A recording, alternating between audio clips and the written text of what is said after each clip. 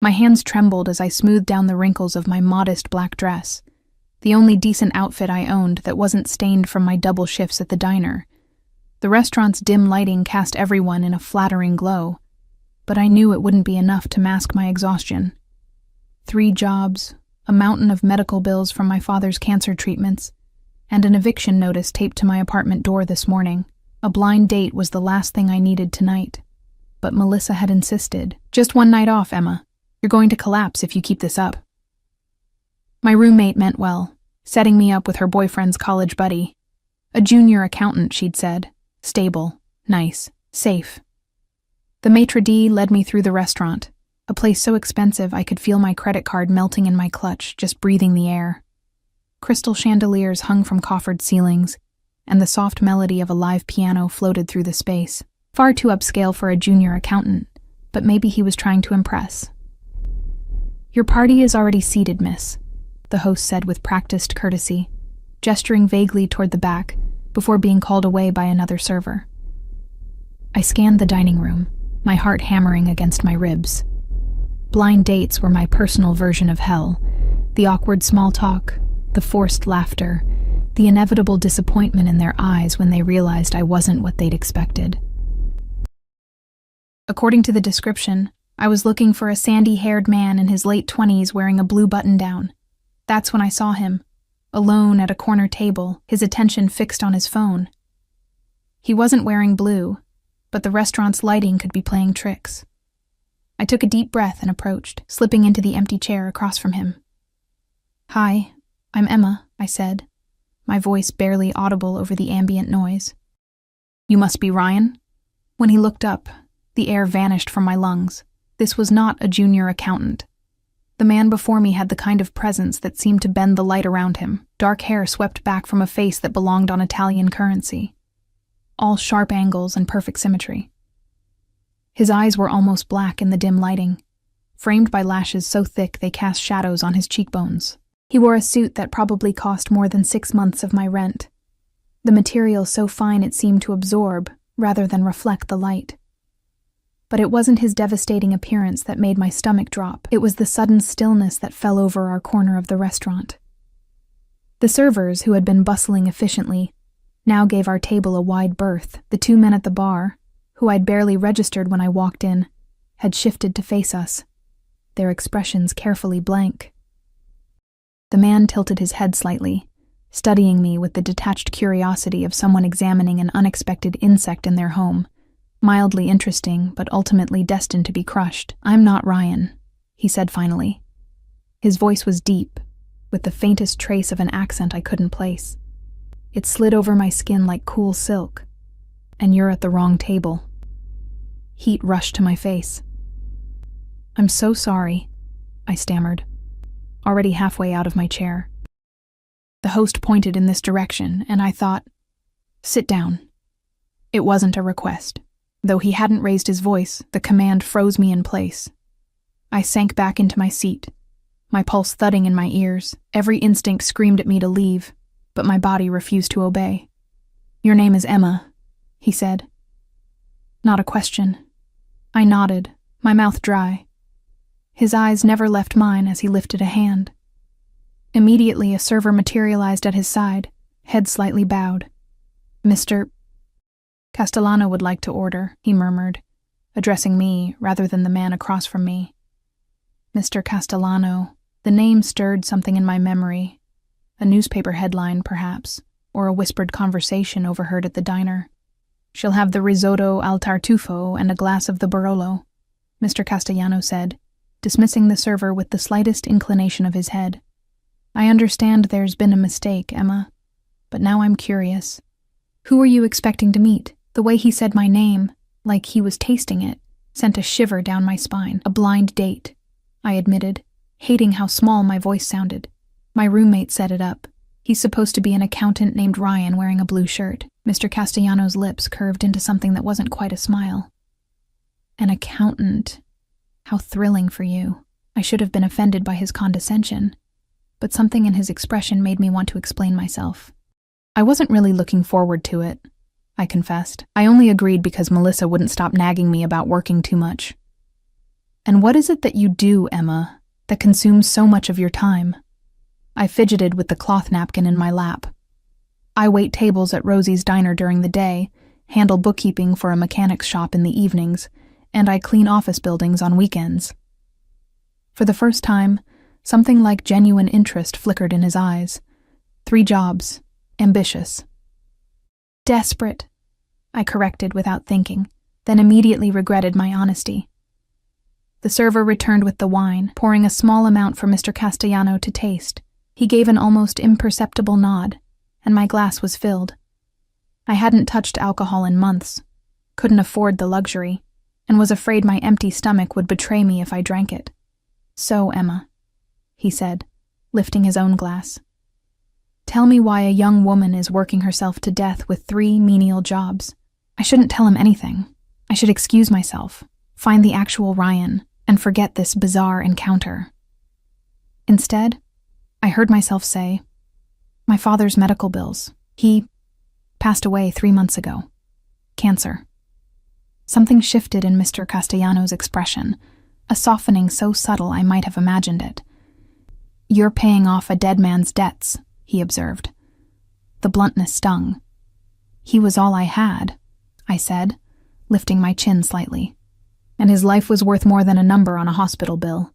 Mr. Castellano studied me for a long moment, then reached for his glass. To your father, he said, raising it slightly.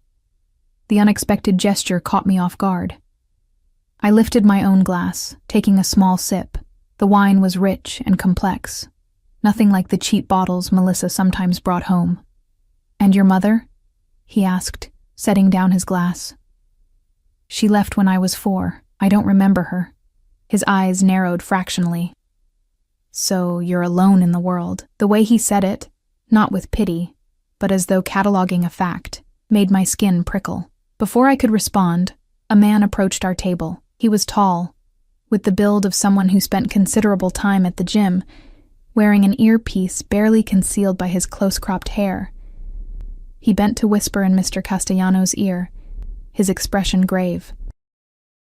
I caught a glimpse of a shoulder holster beneath his jacket, and my blood turned to ice. The whispered exchange lasted only seconds before Mr. Castellano gave a curt nod, and the man retreated to his position by the bar. Is everything okay? I asked, though it was clear I had no right to such information. A minor business matter, Mr. Castellano replied, dismissing my concern with a wave of his hand. I couldn't help but notice the heavy platinum watch that encircled his wrist, or the signet ring on his little finger. Tell me, Emma, do you know who I am? The question hung between us, loaded with implications I couldn't fully grasp. I shook my head. Good, he said simply. Our food arrived, a fragrant risotto for me, and some kind of rare steak for him. I hadn't eaten since a hastily consumed granola bar at lunch, and despite my nervousness, my stomach growled audibly at the smell. Eat, he commanded, his mouth quirking at my embarrassment. The first bite nearly made me moan. Rich, earthy truffle, perfectly cooked rice, and a depth of flavor I'd never experienced in my life of diner food and instant ramen. Mr. Castellano watched me with undisguised amusement as I tried to maintain some dignity while wanting to devour the plate. Your accountant is at the bar, he said suddenly, nodding toward a harried-looking young man in a wrinkled blue shirt, anxiously checking his watch. He's been watching you for the last 10 minutes, trying to decide if he should interrupt. I twisted in my seat to look, mortified. The sandy-haired man met my eyes briefly, before quickly looking away, his discomfort obvious even across the room. I should go, I said, setting down my fork.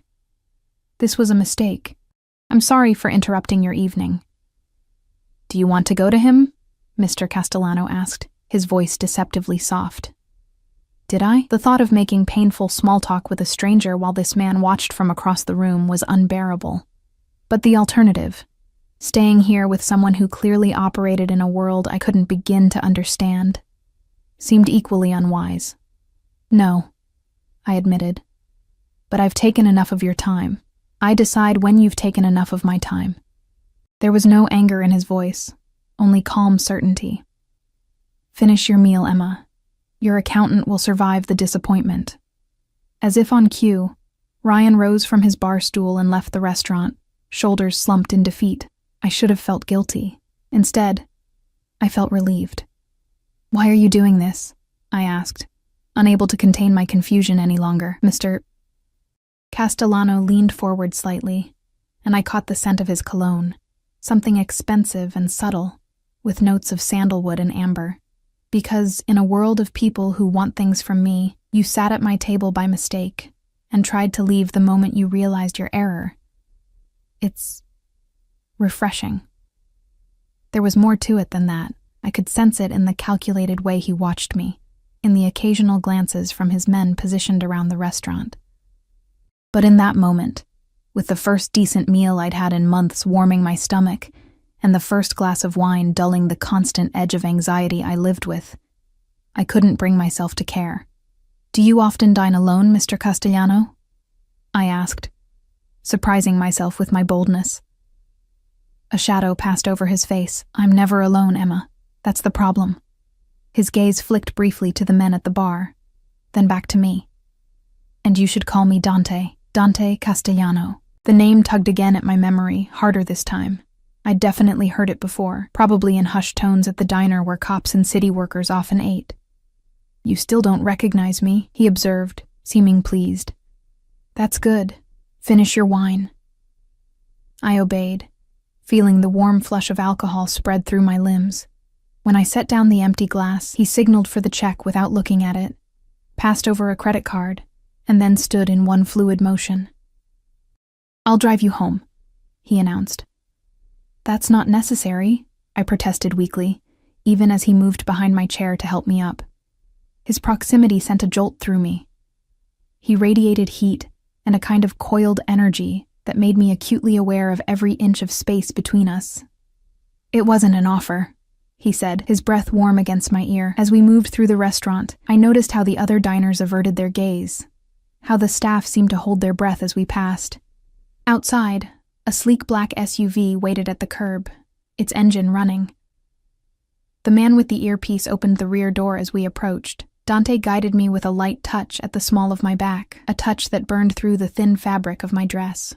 I hesitated at the open door, my momentary wine-induced courage evaporating. "Second thoughts, Emma?" Dante's voice was low, amused. "You've already made one mistake tonight. Refusing my courtesy would be a second." The implied threat hung in the air between us. Yet strangely, I wasn't afraid. Not in the way I should have been. Instead, I felt a dangerous thrill as I slid into the leather seat, Dante following close behind. As the door closed with a solid thunk, sealing us in the cocoon of luxury and subtle danger, I realized I'd made far more than a simple seating error tonight. I'd walked into a cage I hadn't even seen. And judging by the satisfied gleam in Dante Castellano's dark eyes as the car pulled away from the curb, I suspected he had no intention of letting me out. The SUV glided through the night-shrouded city streets like a phantom, its tinted windows sealing us away from the world outside. I sat rigid against the butter-soft leather, acutely aware of Dante beside me. Not touching, but close enough that I could feel the heat radiating from his body. The interior smelled of expensive leather and his subtle cologne, creating an intoxicating bubble that made it hard to think clearly. "Your address?" he asked, his voice breaking the tense silence. I hesitated, suddenly reluctant to reveal where I lived. My apartment was in a neighborhood most people avoided after dark, a crumbling 6-story walk-up with temperamental plumbing and paper-thin walls. The thought of this man seeing how I lived made my cheeks burn with shame. "I can take a cab," I offered weakly. Dante's expression didn't change, but something dangerous flickered in his eyes. "Your address, Emma." I swallowed hard and gave it to him. He relayed it to the driver without comment. But I didn't miss the brief, telling glance the man gave his boss through the rearview mirror. "It's not the best area," I said defensively, staring at my hands folded in my lap. Clearly, his judgment stung more than it should have. "Not all of us can afford 5-star restaurants and chauffeurs, Mr. Castellano." "Dante," he corrected, a hint of amusement softening his stern features. "And your living situation is a choice, Emma. There are always other options." "Not moral ones," I retorted before I could stop myself. To my surprise, he laughed, a rich, warm sound that transformed his face entirely. For a moment, he looked younger, almost approachable. Almost. "Morality is a luxury," he said, the laughter fading from his eyes, "one you clearly can't afford at the moment." Before I could respond, he leaned forward slightly. "You mentioned your father's medical bills. How much?" The abrupt question caught me off guard. What? "How much do you owe?" he repeated, his tone making it clear he expected an answer.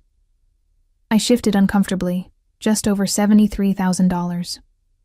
Dante nodded thoughtfully. "And the eviction notice? How far behind are you?"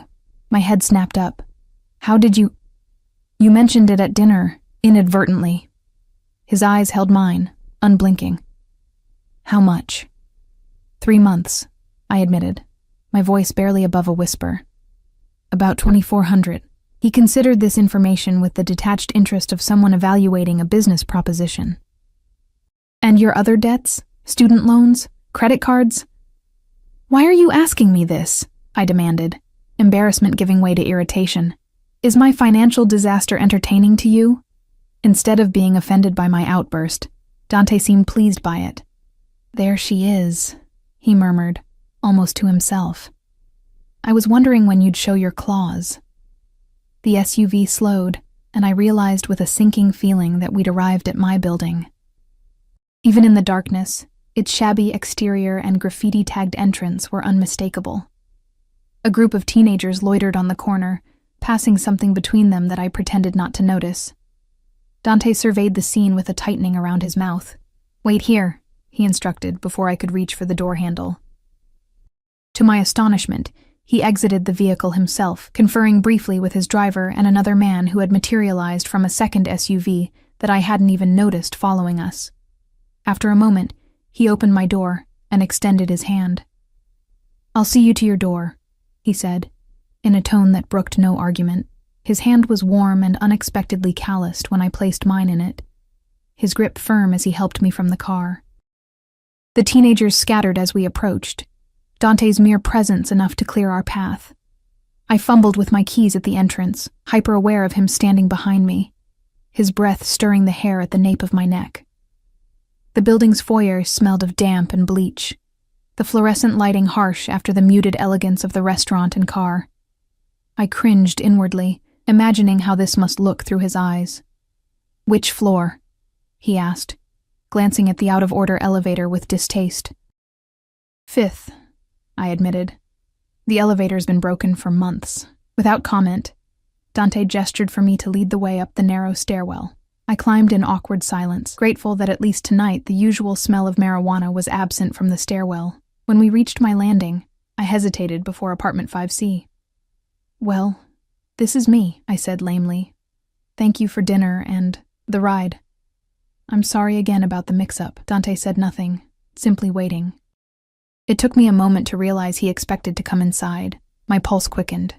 "It's late," I tried. "Open the door, Emma." With shaking hands, I turned the key, hyper-aware of the peeling paint and the number 5 hanging askew on the door. Inside wasn't much better. A small, sparsely furnished living room visible from the threshold. The second-hand furniture neat but worn. The eviction notice was still taped to the back of the door, its bold red lettering impossible to miss. Dante stepped past me into the apartment, his presence immediately making the space seem smaller. He surveyed my home with the same clinical detachment he'd shown at the restaurant, taking in the water stain on the ceiling, the stack of textbooks on the coffee table, the framed photograph of my father and me from my high school graduation. I closed the door and leaned against it, watching him move through my life like a panther in a dollhouse. He stopped at the photo, picking it up with unexpected gentleness. "Your father?" he asked, though it wasn't really a question. I nodded. "Before he got sick." Dante studied the image. "You have his eyes." The unexpected observation made my throat tighten. I'd spent hours staring at that photo, searching for pieces of him in myself, holding on to whatever fragments I could now that he was gone. "Is your roommate home?" Dante asked, setting the frame down exactly where it had been. "Melissa works nights at the hospital. She won't be back until morning." As soon as the words left my mouth, I realized how they sounded, like an invitation. Heat rushed to my cheeks. I mean, you should probably go. It's late, and I have an early shift tomorrow. Dante turned to face me fully, his dark eyes unreadable. You're afraid of me. It wasn't a question, but I answered anyway. Should I be? A ghost of a smile touched his lips. Yes. The simple honesty of his response sent a shiver down my spine, and yet, I remained where I was, my back against the door, making no move to open it. Who are you, really? I asked, my voice barely audible even in the quiet apartment. I think you know, he replied, moving closer. Your body knows, even if your mind is still catching up. He stopped just inches away, close enough that I had to tilt my head back to maintain eye contact. This near, I could see the faint scar bisecting his left eyebrow, the flecks of amber in his otherwise dark irises. I've heard whispers, I admitted. At the diner, the name Castellano. And what do they say? His voice had dropped lower, a dangerous purr that I felt more than heard. That you're connected, powerful, dangerous. I swallowed hard. That people who cross you disappear. Dante reached up slowly, telegraphing his movement as if dealing with a skittish animal. His fingers brushed a strand of hair from my face, the touch feather-light, but leaving fire in its wake. And yet, here you are, alone with me. Not by choice, I reminded him, struggling to keep my voice steady. His smile widened fractionally. Wasn't it? You could have left the restaurant. You could have refused the ride. You could have called for help on the stairs. He was right, and we both knew it. Despite every warning bell, every instinct for self-preservation, I had followed this dangerous man into the night, had invited him into my home. Why am I here, Dante? I asked, the question emerging more vulnerable than I'd intended. Because you intrigue me, he said simply. You work 3 jobs to pay a dead man's debts out of some misplaced sense of honor. You live in squalor rather than take the easier paths available to a young woman of your attributes. His gaze swept over me in a way that made my skin flush. You're either a saint or a fool, and I find myself curious which it is. Maybe I'm neither, I countered, finding my voice. Maybe I'm just trying to survive without losing myself in the process. Something flashed in his eyes. Respect, perhaps, or recognition. A noble sentiment, misguided, but noble.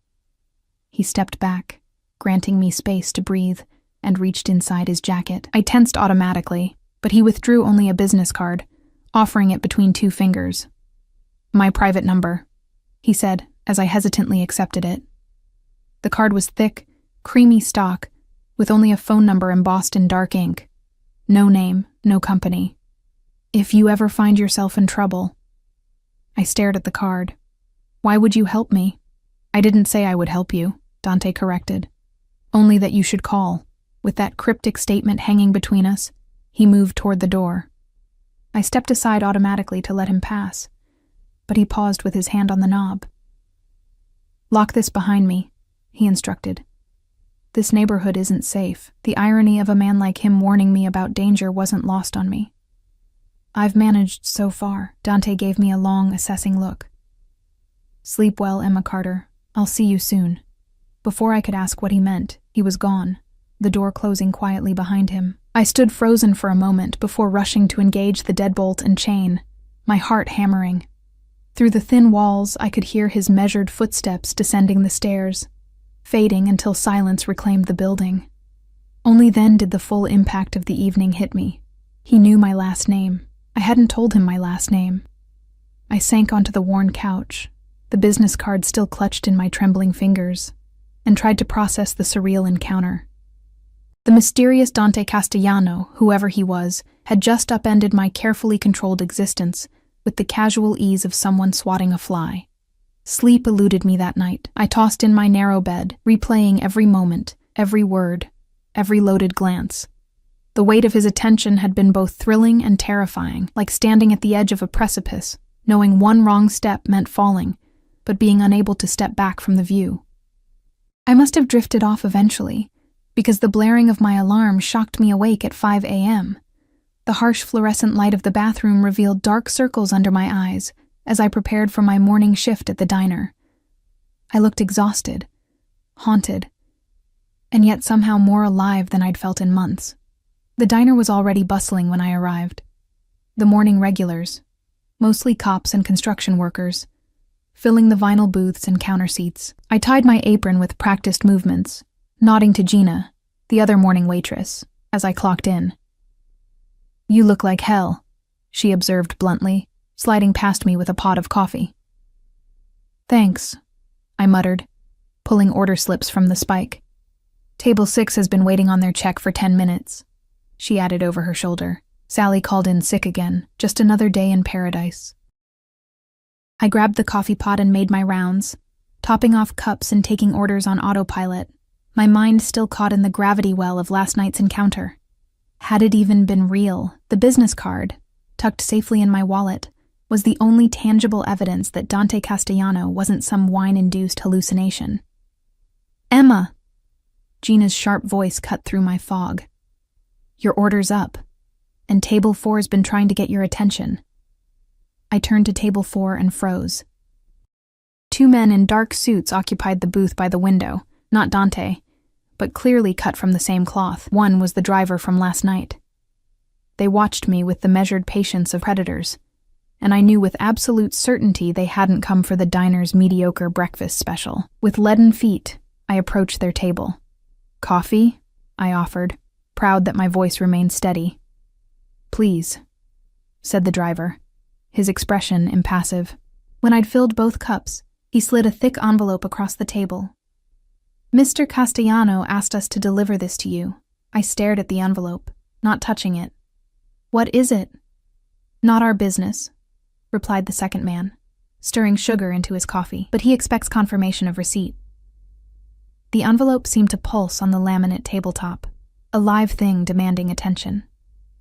Around us, the diner continued its morning rhythm, unaware of the strange transaction taking place in plain sight. "I'm working," I said weakly. "I can't—" "It won't take long," interrupted the driver, his tone making it clear this wasn't a request. With reluctant fingers, I picked up the envelope. It was heavy, expensive cream-colored paper sealed with what appeared to be actual wax, a stylized C impressed into deep red. Carefully, I broke the seal and peered inside. Cash. More cash than I'd ever seen in one place, and beneath it, a folded document. I extracted the paper with numb fingers, scanning its contents. It was a receipt from the hospital that had treated my father, stamped "paid in full" in bold red letters. The amount, $73,157.89, exactly matched what I owed. My legs threatened to give way. I grabbed the edge of the table to steady myself, blood rushing in my ears. Why would he? "Mr. Castellano also said to give you this," the driver continued, producing a small velvet box from his jacket pocket. I shook my head, finding my voice at last. "No, I can't accept this. Any of it. Tell him thank you. But no." The men exchanged a glance that made my stomach knot. "That would be inadvisable," said the second man carefully. "Mr. Castellano doesn't like to be refused." "I don't care what he likes," I snapped, surprising myself with the vehemence in my voice. "I don't know him. I don't owe him. And I don't want to be owned." Because that's what this was. A purchase. Of what, exactly? I wasn't sure, but I recognized a gilded cage when I saw one. The driver sighed, as if dealing with a particularly stubborn child. He said you might react this way. He placed the velvet box beside the envelope. "This isn't a negotiation, Miss Carter. Mr. Castellano will expect you at 8 o'clock tonight. The car will collect you at 7:30. And if I refuse," his smile didn't reach his eyes, "let's not find out." With that ominous statement hanging in the air, both men rose in unison, leaving cash for their untouched coffees. The driver paused, placing a business card beside the money, identical to the one Dante had given me. "For when you come to your senses," he said quietly. "Some offers only come once, Miss Carter." I watched them leave, the envelope and box burning like hot coals on the table before me. Around me, the diner had gone oddly quiet, the regular customers studiously avoiding my gaze. "Jesus, Emma," breathed Gina suddenly at my side. "Do you know who those guys work for?" I nodded numbly, still staring at the door. "What the hell did you do to get his attention?" She whispered, fear evident in her voice. I turned to her, reality crashing down around me like breaking glass. I sat at the wrong table. The remainder of my shift passed in a blur. Every time the bell above the door chimed, I flinched, half expecting Dante himself to materialize among the breakfast crowd. The envelope and box sat untouched in my locker, their presence a gravitational force I couldn't escape. By the time I clocked out at 2, my nerves were frayed to breaking.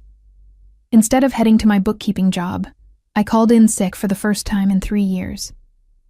I needed time to think, to breathe, to figure out how I'd stumbled into this bizarre situation, and how to extract myself. Back in my apartment, I emptied the contents of the envelope onto my kitchen table. Neat stacks of $100 bills fanned out across the scratched laminate, more money than I'd make in a year of triple shifts. The hospital receipt stared up at me, its red, paid in full stamp like an accusation. With trembling fingers, I finally opened the velvet box. Inside, nestled against black satin, lay a delicate silver bracelet. Not ostentatious or gaudy as I'd feared, but elegantly simple, a thin chain with a small charm in the shape of a key. Tastefulness somehow made the gift more disturbing. He'd seen me, really seen me, in a way that made me feel transparent, vulnerable. I snapped the box shut and pushed it away, pacing the cramped confines of my apartment. This was madness.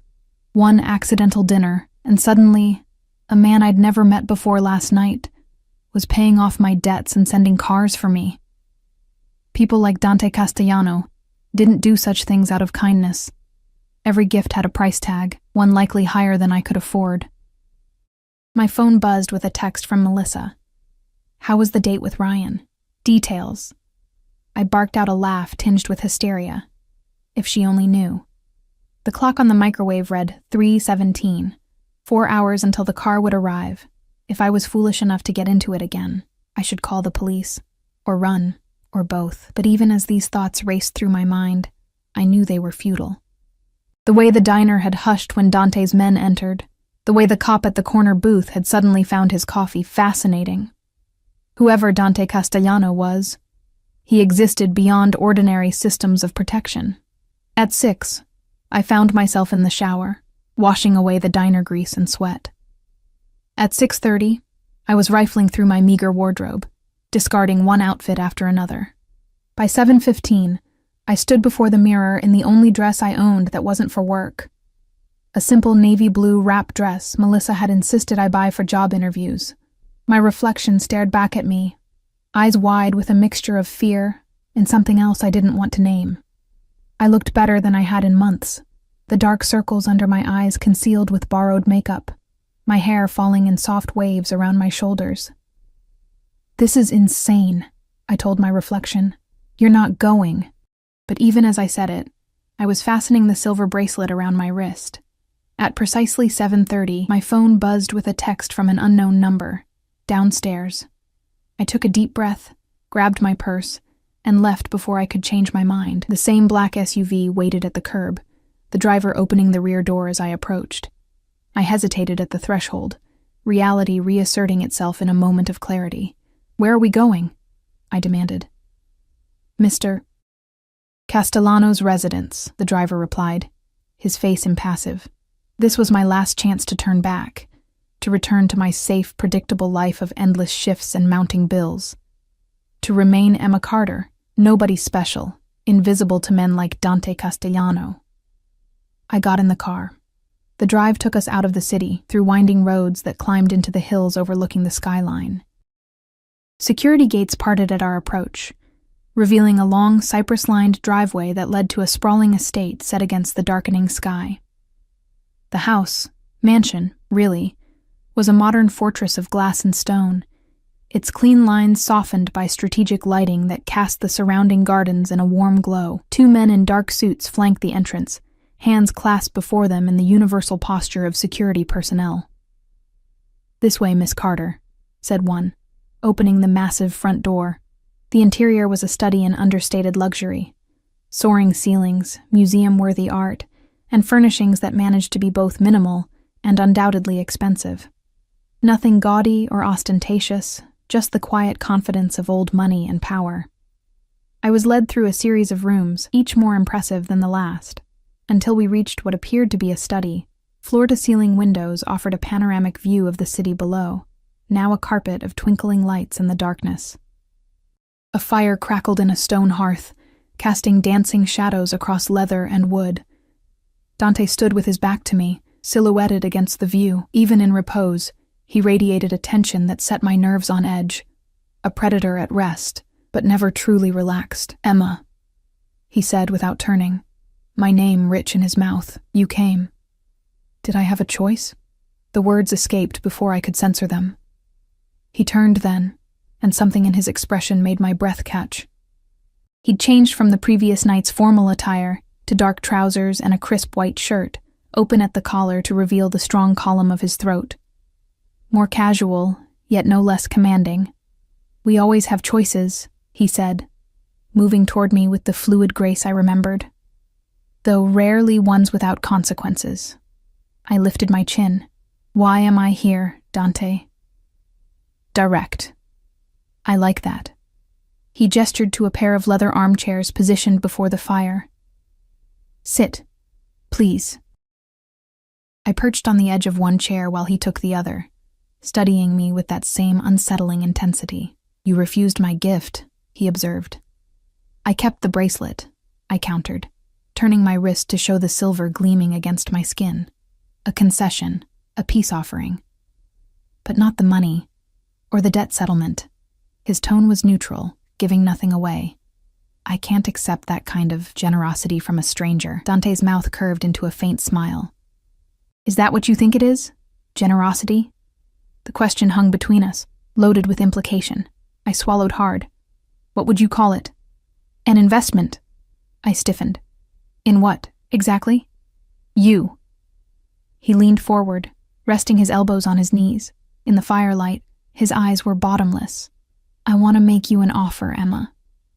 "I'm not for sale," I said automatically, though my voice lacked conviction. His smile widened, revealing perfect teeth. "Everyone is for sale. The only variables are price and terms." A chill ran through me despite the warmth of the fire. "What are your terms, then?" Dante reached for a decanter on the side table, pouring amber liquid into 2 crystal glasses. He offered one to me, his fingers brushing mine in a touch that sent electricity up my arm. "Your time," he said simply. "Your company, 3 months." I nearly choked on my sip of what turned out to be exceptionally smooth whiskey. "My company? As in, as my companion," he clarified. "At social functions, business dinners. Nothing more than your presence at my side." Relief mingled with disappointment in a confusing swirl. "You want a fake girlfriend?" Dante's laugh was unexpected, a rich sound that transformed his severe features. "Not precisely. I want a woman who isn't part of my world. Someone genuine, untouched by the politics and games that dominate my life.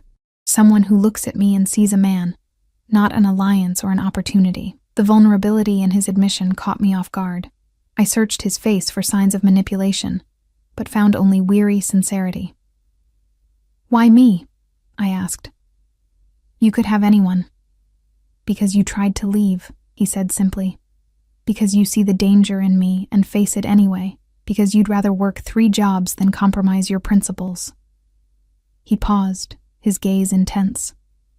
"And because when I look at you, I see something I lost a long time ago." "What's that?" "Hope."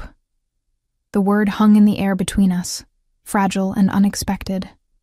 "What do I get out of this arrangement?" I asked, trying to sound practical despite the warmth spreading through my chest. "Financial security," he replied promptly. "Your father's debts erased. Your apartment lease paid through the end of the year. A generous monthly allowance to allow you to quit at least 2 of your jobs and focus on your education." I blinked in surprise. "How did you—" The textbooks in your apartment, psychology, if I'm not mistaken. His observation skills were unnerving. I'd been taking night classes for years, slowly working toward a degree that seemed perpetually out of reach. And what happens after 3 months? I asked. We go our separate ways. No obligations, no strings. You return to your life, considerably more financially stable. And I return to mine. It sounded too good to be true, which meant it probably was. And if I refuse? Dante's expression sobered. Then I have my driver take you home, and we never see each other again, just like that. No threats, no consequences. I'm many things, Emma, but I'm not a monster. I don't force women into arrangements they don't want. He leaned back, studying me. Though I think you do want this, whether you're ready to admit it or not. His confidence should have infuriated me, but there was truth in his words. Despite every rational argument against it, some part of me was already calculating how many credit hours I could complete with more time, how it would feel to sleep without the constant weight of debt crushing my chest. And beneath those practical considerations lurked something darker, more primal, the undeniable pull I felt toward this dangerous man, the thrill that shot through me whenever his eyes met mine. If I agree, I said slowly, I have conditions. Dante's eyebrows rose fractionally, but he gestured for me to continue. I keep my diner job, 1 shift a week. I need something normal to hold on to. He considered this, then nodded. Acceptable. What else? My roommate can't know the truth. No one can. As far as anyone's concerned, we're dating normally. Done. Anything else? I took a deep breath. No one gets hurt because of me. I won't be used to get to anyone, threaten anyone, or, I don't know. Whatever it is you might do. A shadow crossed his face. You still don't know who I am, do you? I know enough, I replied. I know you're dangerous, connected, powerful. And yet here you sit, negotiating terms. There was a note of admiration in his voice. I lifted my chin. Do we have a deal? Dante studied me for a long moment, firelight dancing across his features. Then he extended his hand, an oddly formal gesture. We have a deal, Emma Carter. I placed my hand in his, my smaller fingers engulfed by his warm grip. The sensation of his skin against mine sent a jolt through my body that had nothing to do with fear. 3 months, I said, as much to myself as to him. His smile was slow, predatory. Beginning tonight. The first week of our arrangement passed in a surreal blur. Dante insisted I move into the guest house on his estate, for convenience, he claimed, though we both knew it was to keep me close. The guest house, a misnomer if ever there was one, was larger than any apartment I'd ever lived in, with floor-to-ceiling windows overlooking a private garden, a kitchen stocked with foods I'd never tasted, and a closet gradually filling with designer clothes that appeared mysteriously each day. I'd told Melissa I was house-sitting for a wealthy client from the diner, a half-truth that explained my sporadic appearances at our apartment. She'd been suspicious but distracted by her own hectic schedule at the hospital, for which I was grateful. The fewer questions, the better. True to his word, Dante hadn't pressured me for anything beyond my company. Our interactions were primarily over dinners in the main house, where I learned fragments about the empire he controlled. Import-export businesses, real estate holdings, investment portfolios. The legitimate face of operations I suspected ran much deeper into shadows. I kept my weekly shift at the diner, where Gina eyed me with equal parts curiosity and concern, but knew better than to ask questions. The hospital bills had been paid, my eviction notice had disappeared, and I'd enrolled in a full course load for the upcoming semester. Tangible benefits that helped quiet the voice in my head, warning me this arrangement would end badly. On the 8th day, everything changed. I was reading in the guest house when a knock at the door revealed Antonio, Dante's most trusted security detail. Mr. Castellano requests your presence at the main house, he said, his expression giving nothing away. You'll need to dress for an event. My stomach fluttered. What kind of event? A dinner party. You'll find appropriate attire in your closet. Indeed, hanging prominently was a dress I hadn't seen before, a deep emerald silk that shimmered in the light, classic in cut, but undeniably expensive. Beside it sat a shoebox containing strappy heels that probably cost more than a month's rent at my old apartment. As I slipped into the dress, I couldn't help but admire how perfectly it fit, as if tailored precisely to my measurements. The thought that Dante had studied me so carefully was both thrilling and unsettling. Antonio escorted me to the main house, where Dante waited in the foyer. He wore a tailored black suit that emphasized the breadth of his shoulders, his dark hair slicked back, his usual intensity magnified by formal attire. When he saw me, something flickered in his eyes. Appreciation, possessiveness, desire. Gone so quickly I might have imagined it. "You look beautiful," he said simply, his gaze lingering on the silver bracelet at my wrist, the only piece of jewelry I wore. "Thank you," I replied, smoothing the silk nervously. "Where are we going?" "My home in the city. I'm hosting a gathering of business associates." He stepped closer, adjusting a lock of my hair with unexpected gentleness. "This will be your first public appearance as my companion. There are things you should know." The serious tone sent a chill down my spine. "What things?" "The people you'll meet tonight operate by different rules than you're accustomed to. They'll be curious about you, watching for weaknesses, testing boundaries." His eyes held mine. "Stay close to me. Speak little. Observe much." "You're scaring me," I admitted. His mouth quirked into a half-smile. "Good. Fear keeps you alert.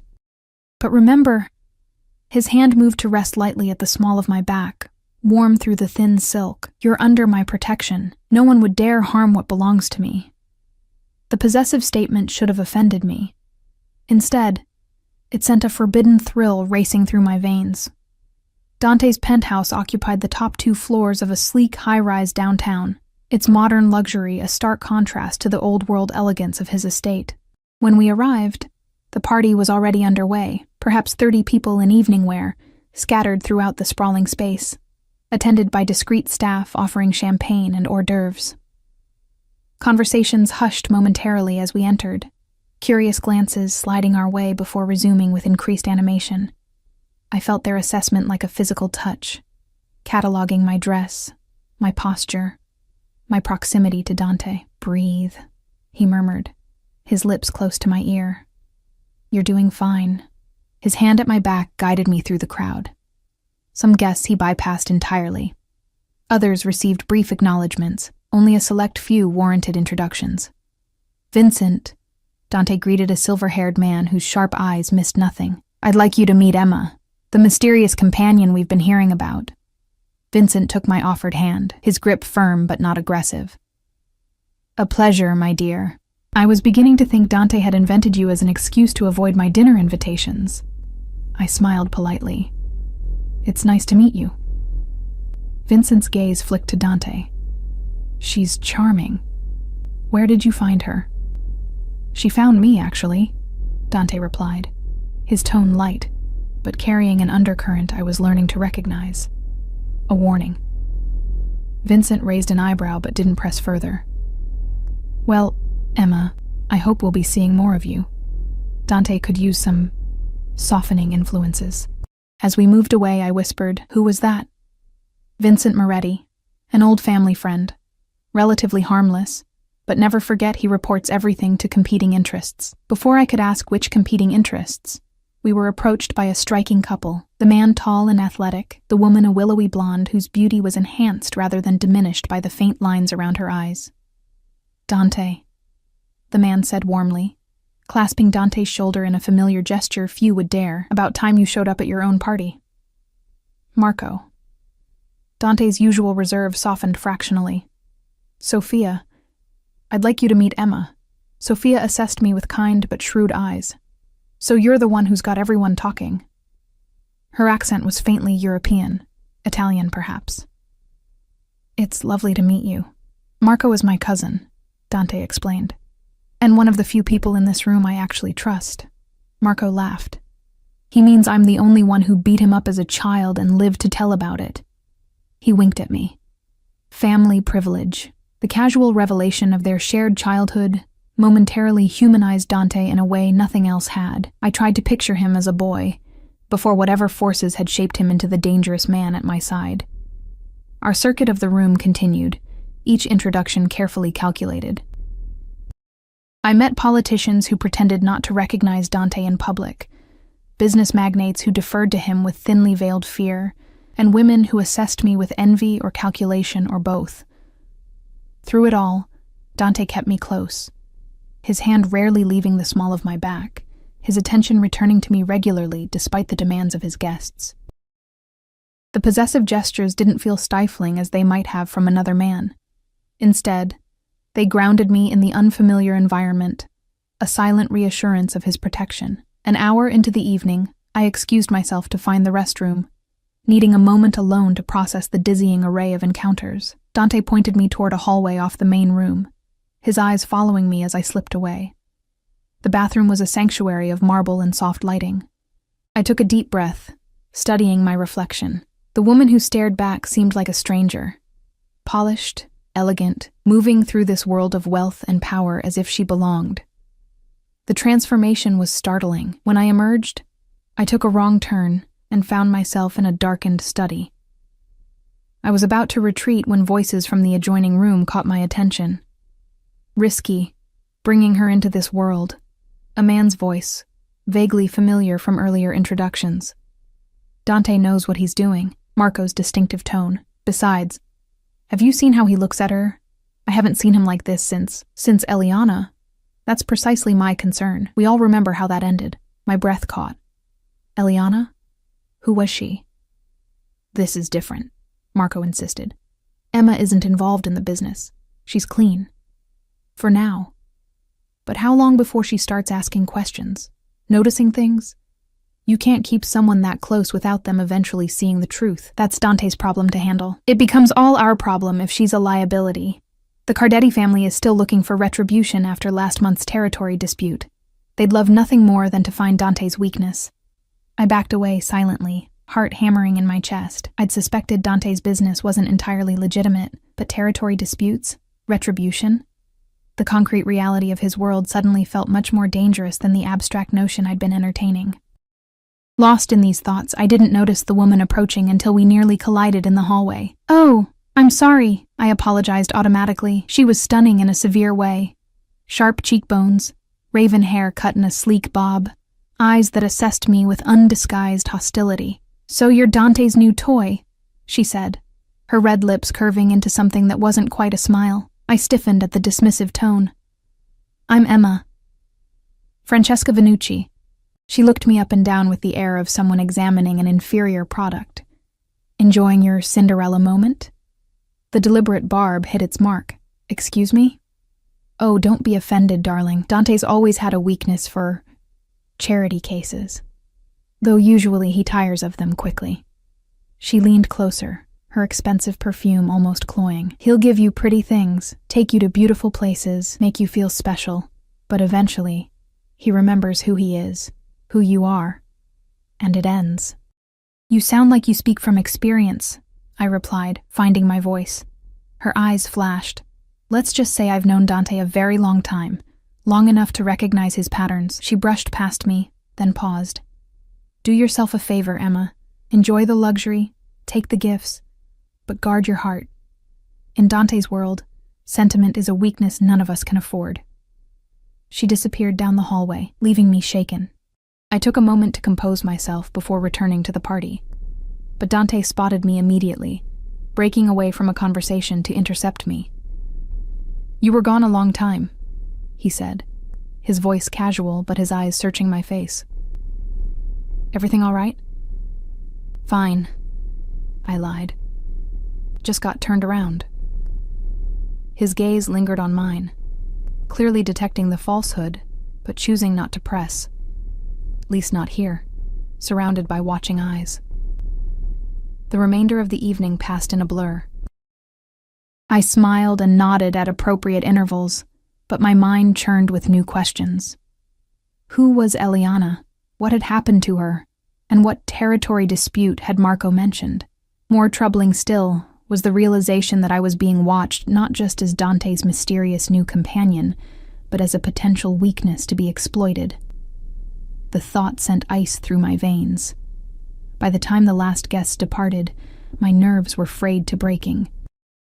Dante dismissed his security team with a nod, leaving us alone in the now quiet penthouse.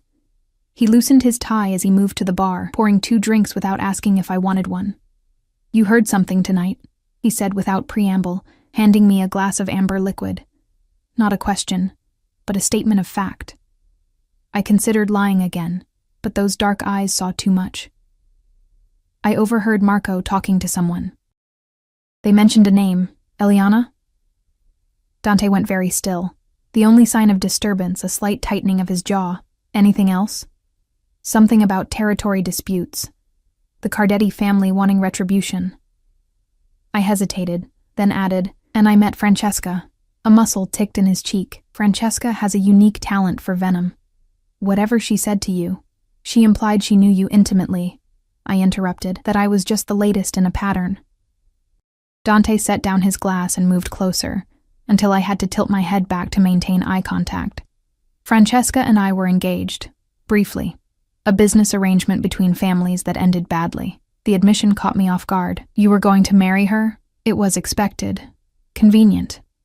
His eyes never left mine, until I realized I would rather be alone than spend my life with someone whose ambition eclipsed any capacity for genuine emotion. The intensity of his gaze made it difficult to breathe.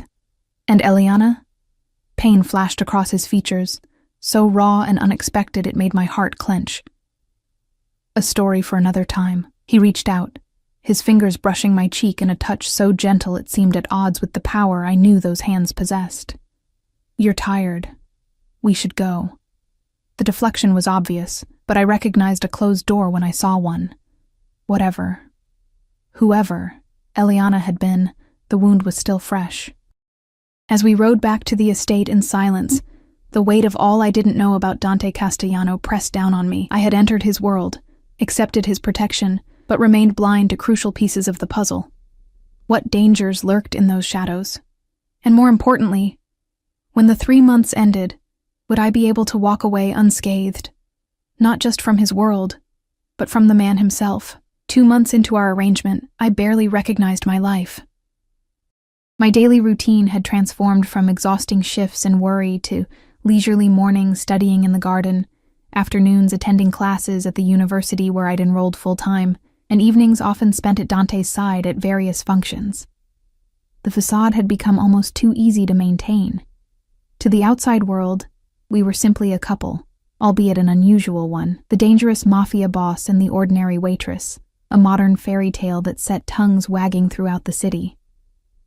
In private, our relationship remained ostensibly professional, though the boundaries grew increasingly blurred. Dante never pushed for physical intimacy, but his eyes followed me with undisguised hunger that matched the ache building in my own body. Our conversations over late-night drinks in his study had grown deeper, more personal. I learned about his childhood, raised by a stern father after his mother's death. He listened with surprising interest to stories of my life before we met. My father's kindness, my struggles to keep afloat, my dreams of finishing my degree. What he never discussed was his business, the true nature of his empire, the source of the fear I saw in people's eyes when he entered a room. Those questions remained unasked. A wall between us I wasn't brave enough to scale. Until tonight. I sat at my usual place in the university library, textbooks spread before me, when a shadow fell across the table. Looking up, I expected to see my study partner Sarah. Instead, I found a stranger, a man in his 30s with watchful eyes and a police detective's badge clipped to his belt.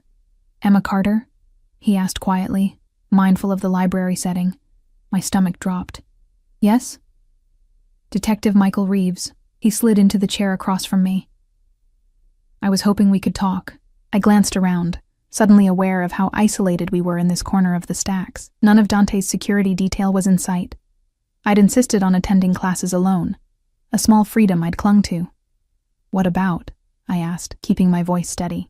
"Dante Castellano." He studied my reaction closely. "Your boyfriend, correct?" The hesitation before boyfriend spoke volumes. "I'm not sure what this is about, Detective." He placed a manila folder on the table between us. "I've been investigating the Castellano crime family for 3 years. We're building a RICO case that could finally bring them down." My blood turned to ice. "I don't know what you're talking about." "I think you do." His voice remained calm, almost sympathetic.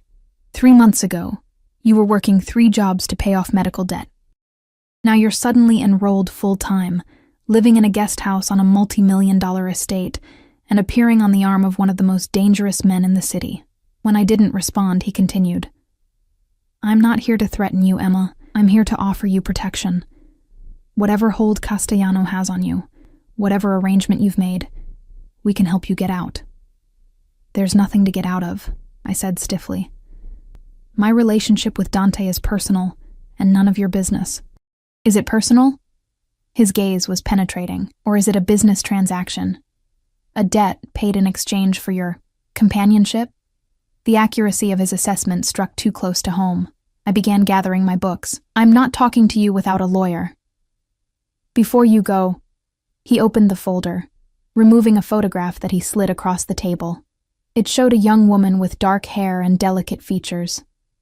She was beautiful in a fragile way, her smile hesitant but genuine. Something about her seemed hauntingly familiar, though I was certain we'd never met. Eliana Rossi, Detective Reeves said quietly. Dante's last companion. She disappeared 14 months ago.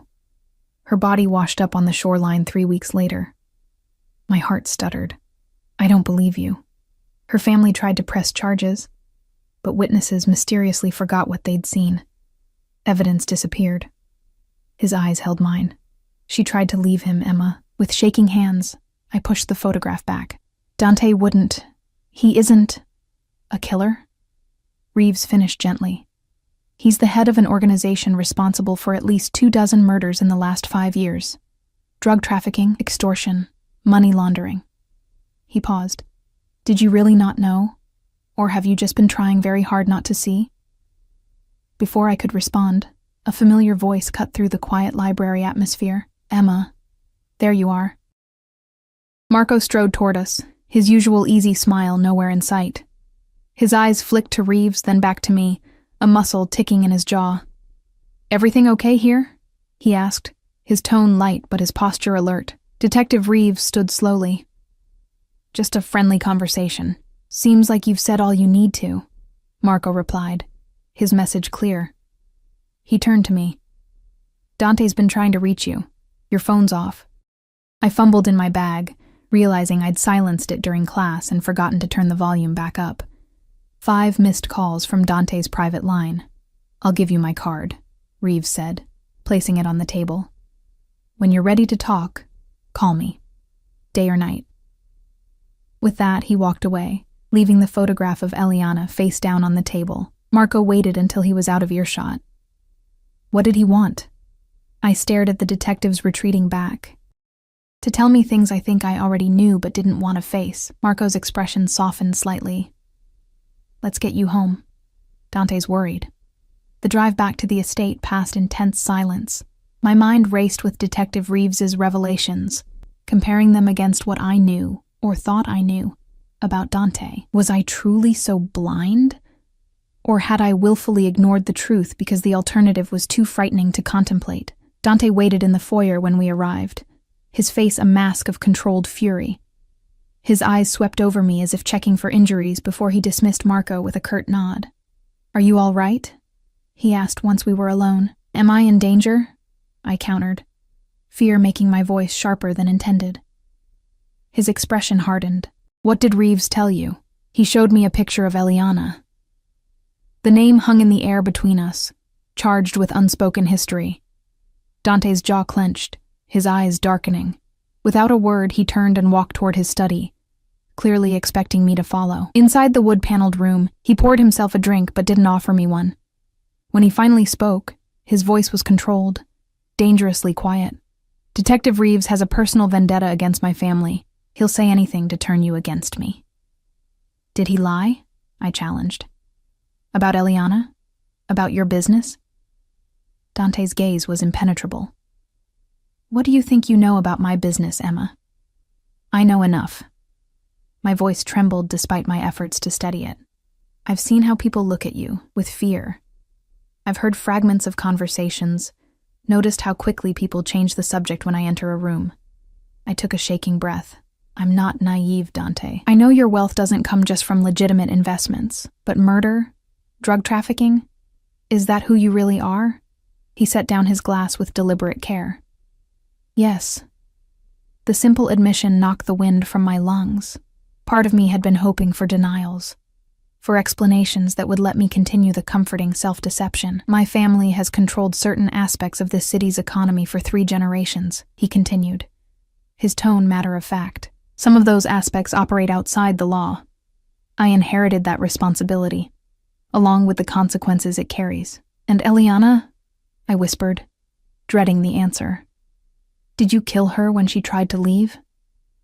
Rage flashed across his features, so visceral it made me step back. Is that what Reeves told you? He closed the distance between us in 2 strides, his hands gripping my shoulders. Eliana was pregnant with my child when the Cardetti family had her killed to send me a message. She didn't try to leave me. She was taken from me. The raw pain in his voice couldn't be fabricated. I stared up at him, seeing beyond the controlled facade to the grief he'd carried alone. She was an innocent, he continued, his grip gentling. Someone I failed to protect because I underestimated how far my enemies would go. I won't make that mistake again. The implication hung heavy between us. The territory dispute Marco had mentioned, the retribution the Cardetti family sought, suddenly it all made terrible sense. This wasn't just business rivalry, it was blood vendetta. That's why you wanted me to move here, I realized. Why you insist on security. You're not just protecting me from your world, you're protecting me from your enemies. Something like relief crossed his features. Yes. Why didn't you tell me? Would you have stayed if I had? He countered. If I'd told you the full truth that first night, would you have accepted my offer? The answer was obvious to us both. I would have run as far and as fast as possible. Our arrangement ends in 3 weeks, I said quietly. What happens then? Do I just go back to my life, pretend none of this happened? Dante's expression shifted, something fierce and possessive replacing the earlier vulnerability.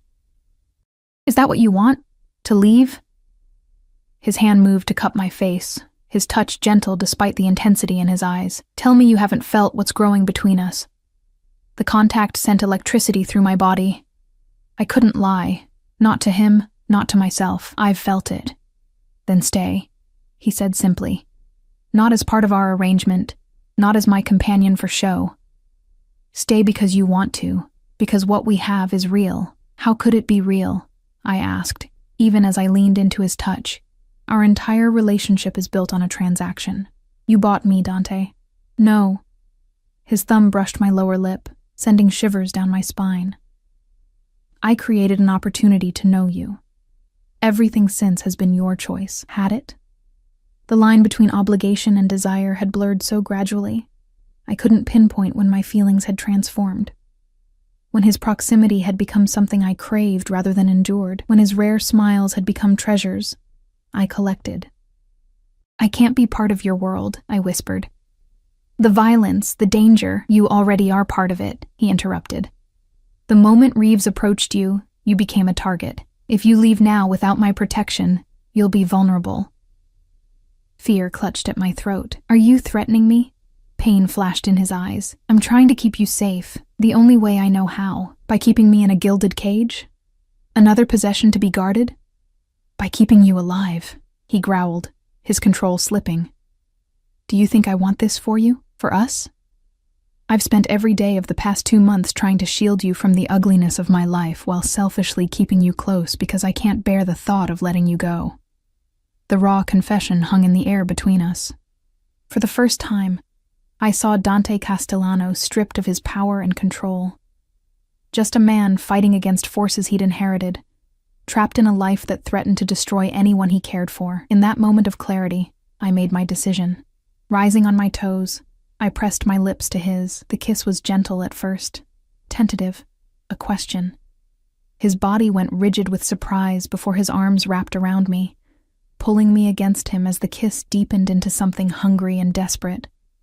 Years of loneliness and longing poured into the connection, his mouth claiming mine with a possessiveness that left me breathless. When we finally broke apart, his eyes were dark with desire and something more complex, hope mingled with fear. I'll stay, I whispered against his lips. Not because I have to, not because of our arrangement, but because walking away from you would hurt more than any danger your world might bring. His forehead rested against mine, his breathing unsteady. I'll protect you with my life. I know, I said simply. And I did know, with absolute certainty, that Dante Castellano would burn the world to ash before he let harm come to me. The knowledge should have terrified me. Instead, it felt like coming home after a lifetime of wandering. I had sat at the wrong table that night, a mistake that had irrevocably altered the course of my life. But as Dante's arms tightened around me, I couldn't bring myself to regret it. Some mistakes, it seemed, were fate disguised as chance.